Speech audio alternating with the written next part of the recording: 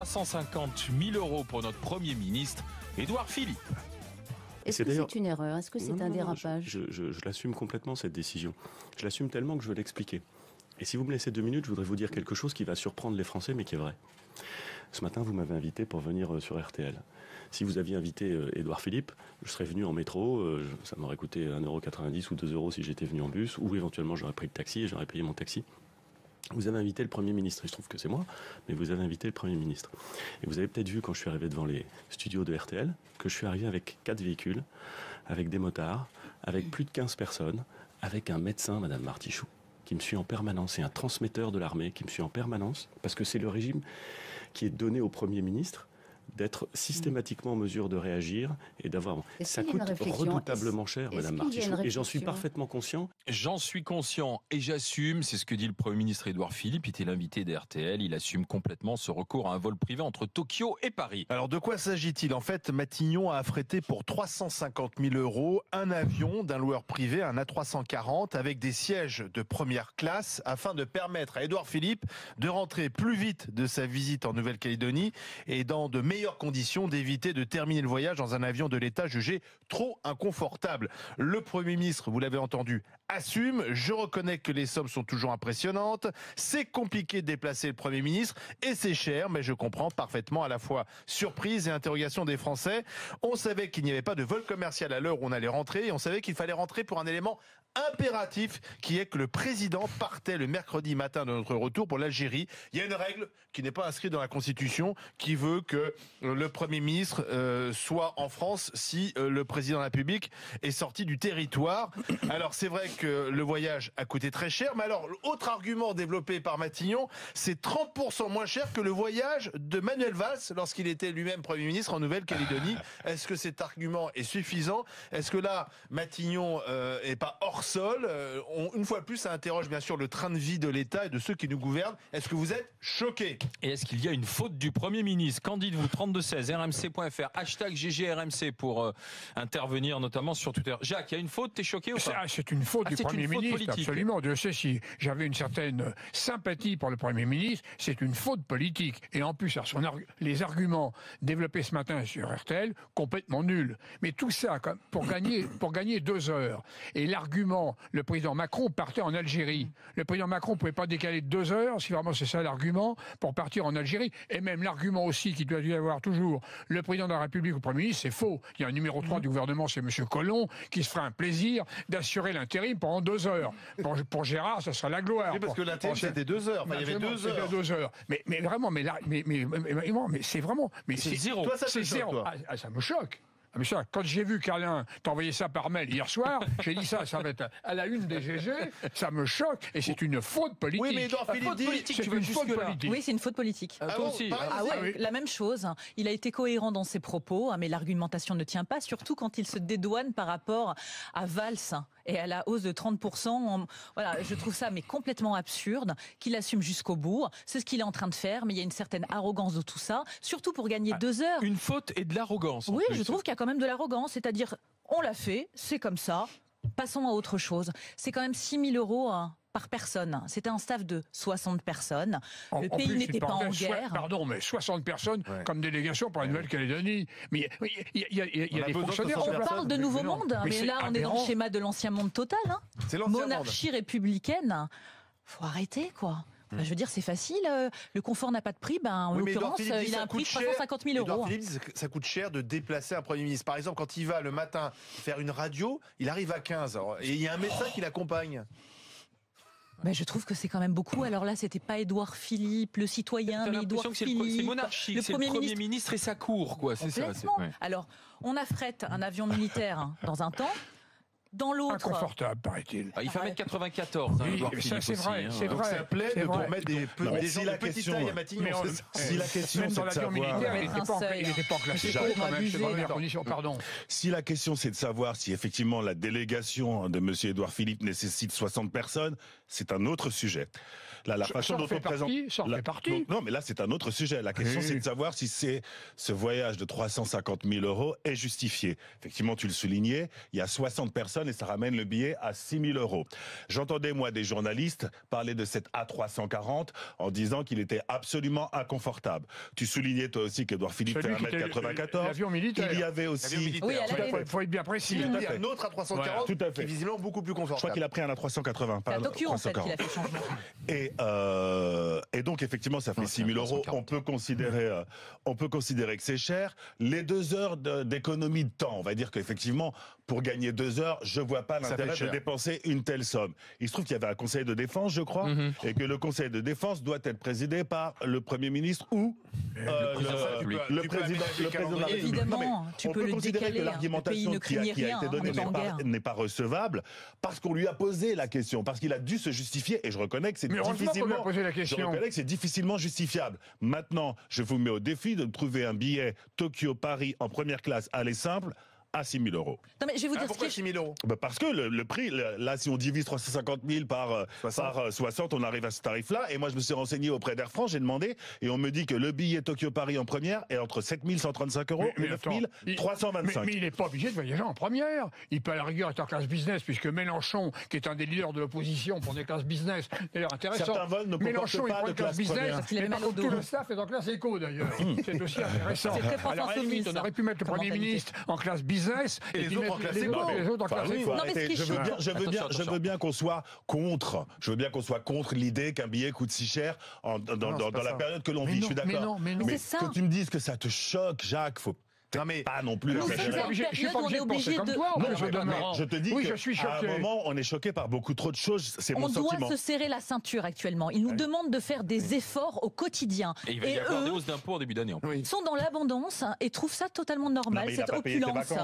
Il ne s'est pas payé un billet pour partir en vacances. Ah bah heureusement, c'est encore heureux, j'ai envie de te dire, mais c'est pas défendable. David, Jacques et Caroline. Alors déjà, c'est bien la 340 qu'il a pris. Absolument. La 340 de l'armée de l'air. D'Aérovision, qui est une maison après la plus chère, où il a loué. C'est connu dans les avions privés. Il y a quand même un problème en France, et ce n'est pas nouveau, ce n'est pas Édouard Philippe qui l'a inventé. Ce problème, c'est la sobriété, le manque de sobriété de ceux qui nous gouvernent.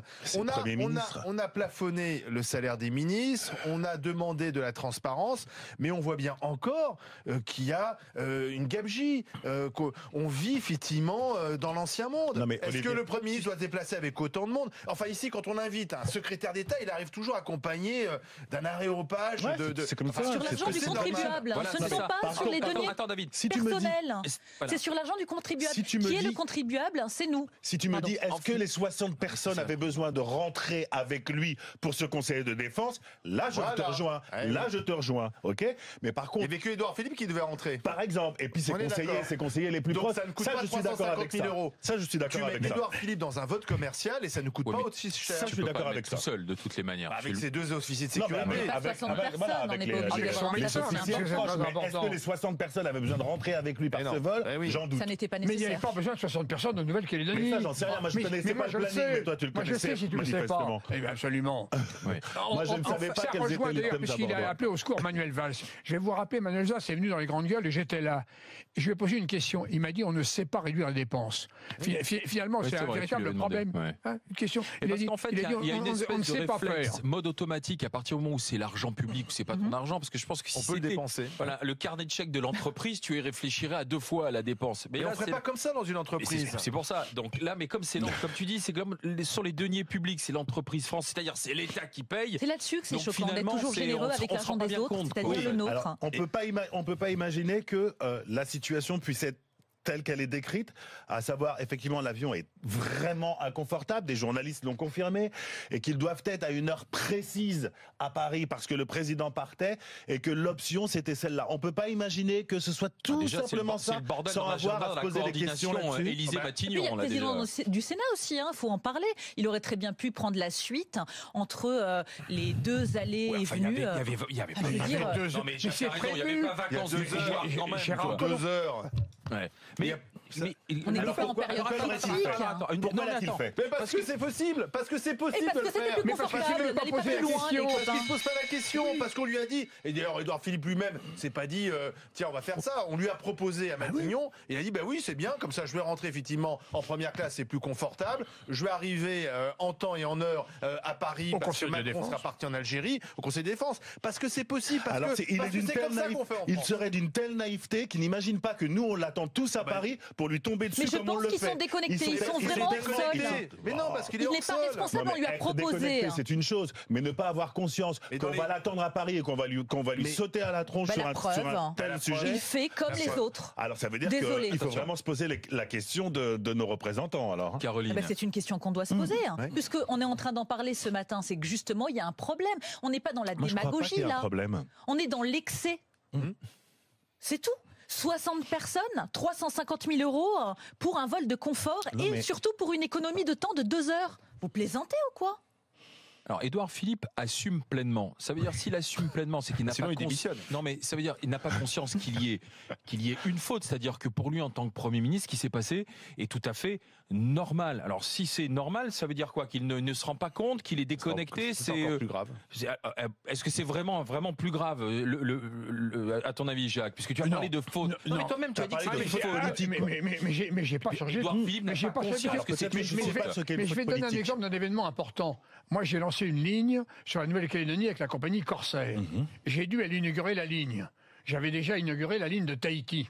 J'étais allé tout seul, tu vois, et c'est-à-dire que c'était un événement à Tahiti. Et ben j'ai envoyé Laurent Magnin, qu'on connaît ici, le PDG maintenant d'XL Airways, qui était mon directeur commercial. La délégation, une personne, pour un événement extrêmement important en Nouvelle-Calédonie, qui était porteur moi, je lui ai préparé un message, il était porteur d'un message du président. Voilà un exemple, c'est tout. Voilà la sobriété dans une entreprise privée. Je vais te donner un contre-exemple. Quand tu fais du business avec la Chine, il est admis que quand tu pars en voyage, il faut partir en délégation parce que ça pèse sur la façon de faire du business en Chine. Ça veut dire qu'on pourrait par exemple partir à 2, mais on se rend compte que quand on est plus nombreux, c'est la façon de faire du business dans cette partie pour l'instant, c'est un territoire de la République. Je veux te dire que parfois, il va y avoir un référendum, c'est un territoire de la République. Tout à fait. Mais attends, c'est pas sous-administré. Je connais bien la Nouvelle-Calédonie, je peux dire. C'est pas sous-administré. Il y a des équipes sur place. Il y a des élus de la République. Donc t'as pas besoin d'être 60. Mais non, c'est ce que tu es en train de mettre. Ce que je veux savoir, Jacques, c'est ce que tu entends par faute politique, parce que je peux pas te contredire parce que je maîtrise pas ce qu'est une faute politique. C'est la dépense, alors que quand même on doit faire des efforts. On demande pour réduire les dépenses. D'ailleurs, pour l'instant, on a réduit strictement aucune dépense. Il y a un engagement qui a été pris pour le quinquennat de 75 milliards d'euros. Mais ça veut dire que tu pars du principe que l'argument qui consiste à dire qu'il devait être là à une heure précise, peut-être parce que le président le lui a ordonné, ne compte pas. On a un chef d'entreprise qui est avec nous. C'est eux qui fixent leur agenda. Bonjour Osvaldo. Bonjour. Bienvenue, monsieur le chef d'entreprise. Est-ce que vous pensez comme Jacques, c'est une faute politique? Est-ce que c'est aberrant? Qu'en dites-vous, Osvaldo? Alors moi je trouve ça aberrant. Et ce que je trouve de plus aberrant, c'est qu'il est 60 personnes autour de lui et il n'y en a aucun qui a su dire que l'avion qu'ils avaient affrété au départ était inadapté. Donc apparemment il a 60 incompétents autour de lui. Oui. Et ce qui me gêne le plus, ce qui me gêne aujourd'hui, ces gens-là, ils vivent au-dessus de la mêlée. Et c'est avec nos impôts, faut pas oublier que c'est nos impôts, c'est 350 000 euros. Et ça, je trouve ça abusé. Ils pouvaient affréter cet avion dès le départ, ça m'aurait pas choqué. Par contre, qu'on fasse voler un avion à vide et qu'on envoie un avion à Tokyo pour les rapatrier, c'est inadmissible. Ça, je suis d'accord avec vous. Et puis l'autre chose qui pose problème, c'est que en fait leur agenda, c'est eux-mêmes qui les fixent, aussi bien l'agenda présidentiel que l'agenda du Premier ministre. Édouard Philippe nous dit quoi? On savait qu'il n'y avait pas de vol commercial à l'heure où on allait rentrer. Enfin tout ça se prépare. Mais comme finalement on se dit que c'est pas grave de dépenser 350 000 euros parce qu'effectivement c'est de l'argent, c'est pas notre argent, c'est l'argent public et que ça rentre dans les lignes budgétaires de Matignon, eh bien on n'essaye pas d'aménager les agendas. On demande pas finalement à Macron peut-être de partir 2 heures plus tard en Algérie. Enfin tout ça est aménageable. Dans une boîte on s'organise. Olivier par exemple, le vol est rentré à vide, le vol militaire est rentré à vide. Oui. Ne penses-tu pas qu'on lui serait tombé sur la tronche de la même manière si Édouard Philippe avait pris cet avion affrété et les membres de sa délégation étaient rentrés par ce vol militaire. On n'aurait pas dit le roi plus grand que le roi, lui vole en première classe. C'est pas du tout le même cas de figure. Les questions et les réponses que tu as raison. Non, je te pose la question justement. Moi, je pense que c'est le montant qui choque. Après, il s'organise comme il veut. Le montant divisé par 60 choque. Oui, c'est la ligne budgétaire. 6 000 euros par personne, oui, c'est choquant. C'est choquant. Divisé par 60. C'est à eux de s'organiser et de faire en sorte. On peut pas. Le même Édouard Philippe va voir les présidents de région et leur dit, écoutez, maintenant on vous donne